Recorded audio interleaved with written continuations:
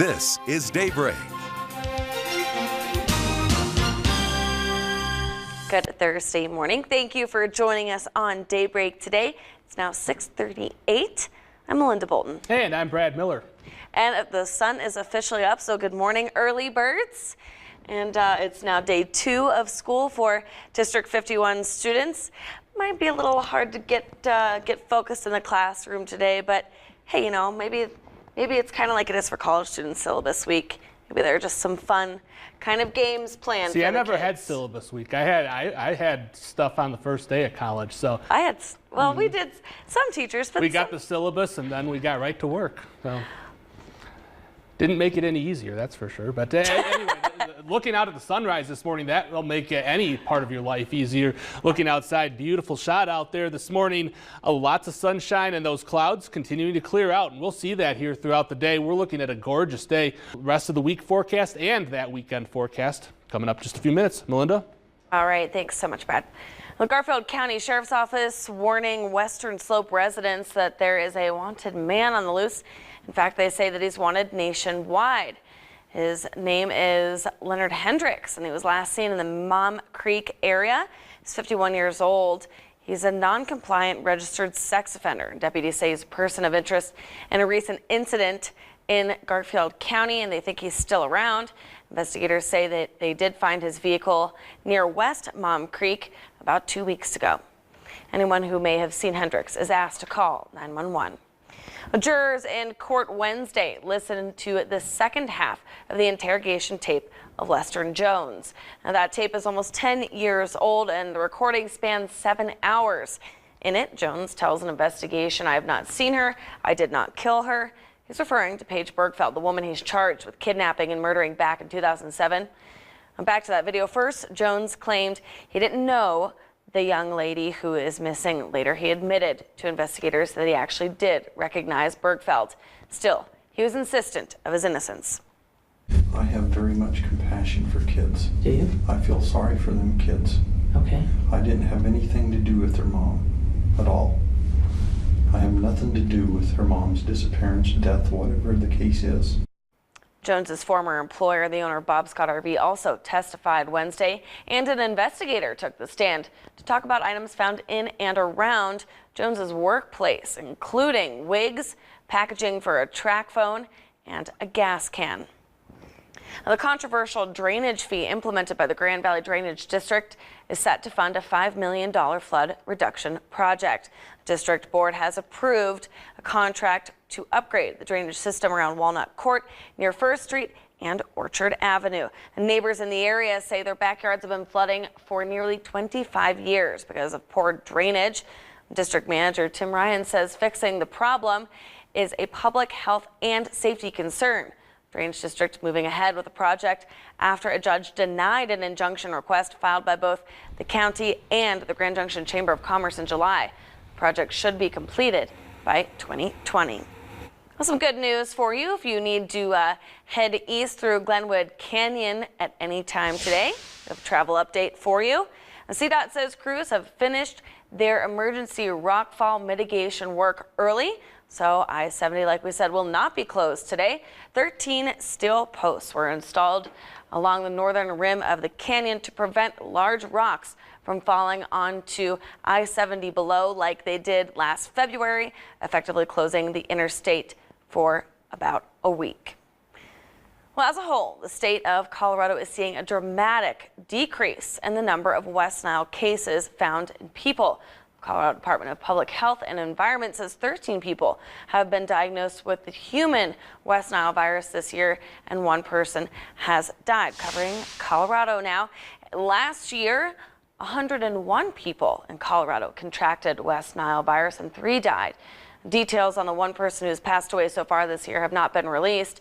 Initial human symptoms of West Nile can include fever, vomiting, rash. The health department says people, animals, and mosquito pools have tested positive in 14 counties along the Front Range and the Western Slope. More severe symptoms of West Nile virus can include disorientation, tremors, even paralysis. To find out more about the virus, head to our website or download our mobile app. Well, it's now legal to do some things that many Coloradans may have already been doing. New state laws went into effect Wednesday, and they include one allowing residential rain barrels and another saying it's okay to leave an unattended car running as long as the owner has a remote start system. Other new laws include issuing a license for transporting marijuana and new protections for pregnant women in the workplace. Well, school's back in full swing, and area police are reminding drivers to be extra cautious as kids are biking and walking to and from school during commuting hours. Grand Junction Police Department says adults should make every child's safety a priority. School speed limits are back in effect, so you'll have to slow down during commuting hours in those school zones, like we said. Otherwise, you could get a friendly paper reminder and a doubled fine. With kids going back to school and the excitement that's involved, you need to expect the unexpected. Even if you have the right of way, you've got to anticipate that kids may dart out into the road. We want you to be watching. We want you to have your cell phones put away and be careful. It's got to be at the corner. Now, state law requires a 20-foot distance between any car and a school bus when its lights are flashing, indicating that it's picking up or dropping students off. Over the summer, parents have been saving up and shelling out for school supplies.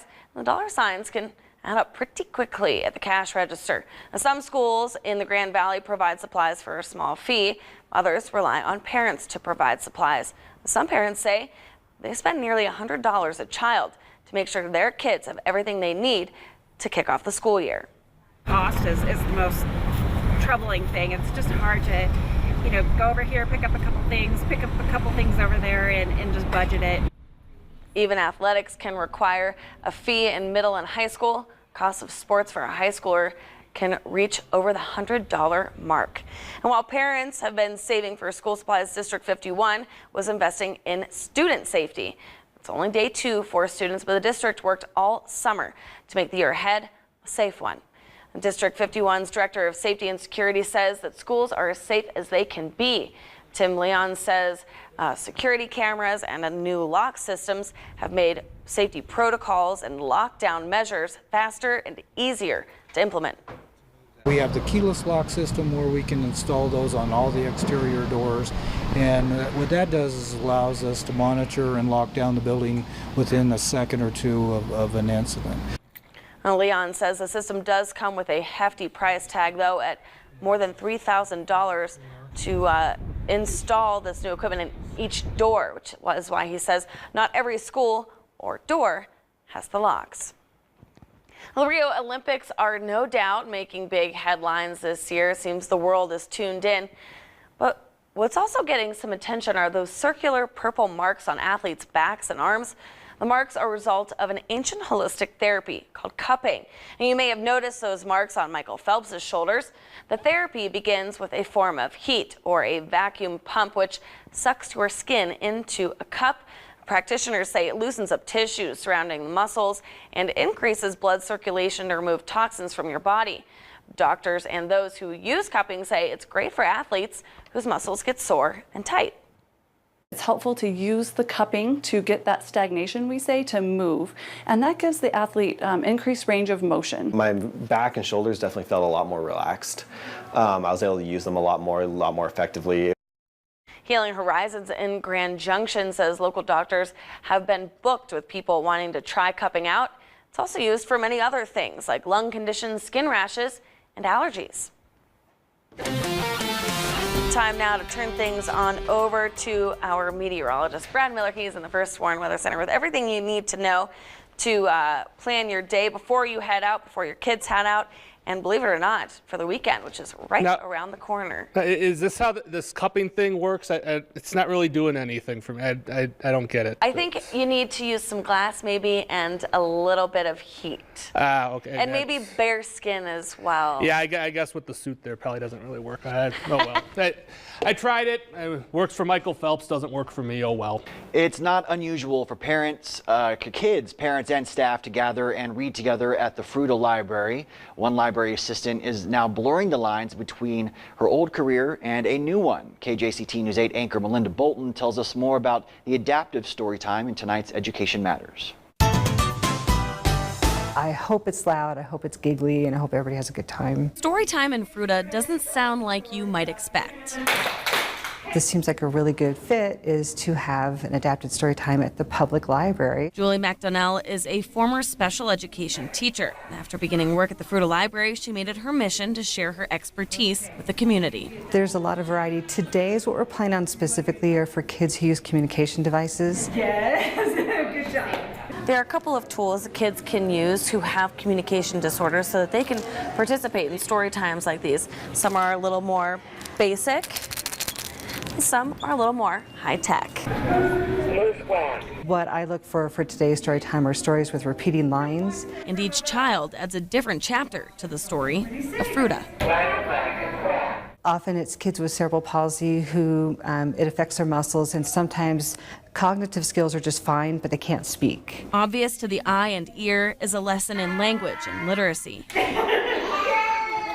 And another that's not as rambunctious, inclusion. We've got kids who won't have disabilities that will be here and kids with disabilities who will be here. We want that peer interaction because they're both good examples to each other. Helping kids find their voice, build a love for books, and an understanding for each other. And story time's for everyone. Reporting in Fruita, Melinda Bolton, KJCT News 8. Live from Grand Junction, this is Daybreak. Well, good Tuesday morning, and thank you for joining us on Daybreak today. It is now 6 o'clock. I'm Melinda Bolton. And I'm Carly Smith in for Brad Miller. That's right, Brad will be back tomorrow for your first day of school forecast. But until then, we're celebrating for what meant for many of you, and many of you who may not be watching, the last day of summer, really. All those D51 kids, you're headed back to school tomorrow. We have a beautiful sunrise, though, for today, so hopefully a great one will greet you tomorrow as you're headed out to the bus stop as well.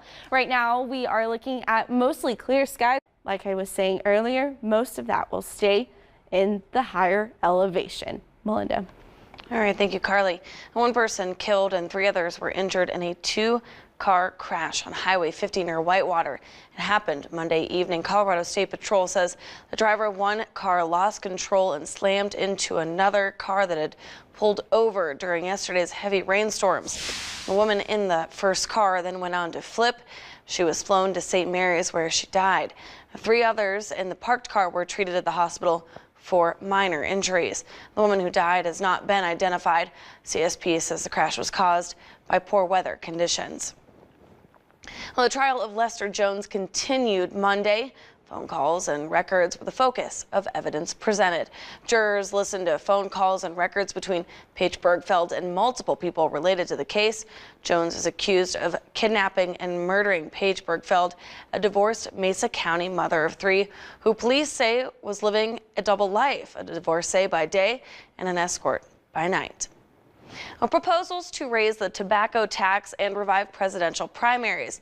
Those petitions turned in among many Monday, the final day to seek a place on November ballots. Colorado deadline saw the submission of some 98,000 signatures for inclusion on ballots. The Secretary of State's office says that they are still waiting to see if petitions to change how oil and gas drilling are regulated will be turned in. Proponents had until 3 p.m. The only question certain to be on Colorado ballots is a universal health care proposal. Those supporters turned in their petition months ago. Petitions to raise the minimum wage to allow dying people access to life-ending drugs and make it harder to amend the Constitution have also been submitted. Police in Pueblo say 2 sisters, aged 3 and 5, and their 17-year-old babysitter drowned in a swimming pool. Officers responded to the emergency call Monday. Tried to revive the victims at Pueblo Grande Village, a mobile home park located north of downtown. The Pueblo Police Department says the victims were pronounced dead by the coroner's office. No further details are immediately available. An investigation is ongoing. Well, it is the last unofficial day of summer before school starts, so you might be looking to head out to the national parks, maybe the Black Canyon of the Gunnison or even Colorado National Monument.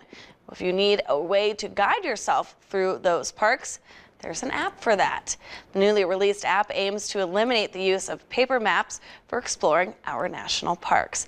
Shimani's new National Parks app provides users with an arsenal of information about parks here in our state and across the country. It'll show hiking trails, unique points of interest, and park facilities. The goal is to eliminate paper maps, keep our parks cleaner, and make navigation easier.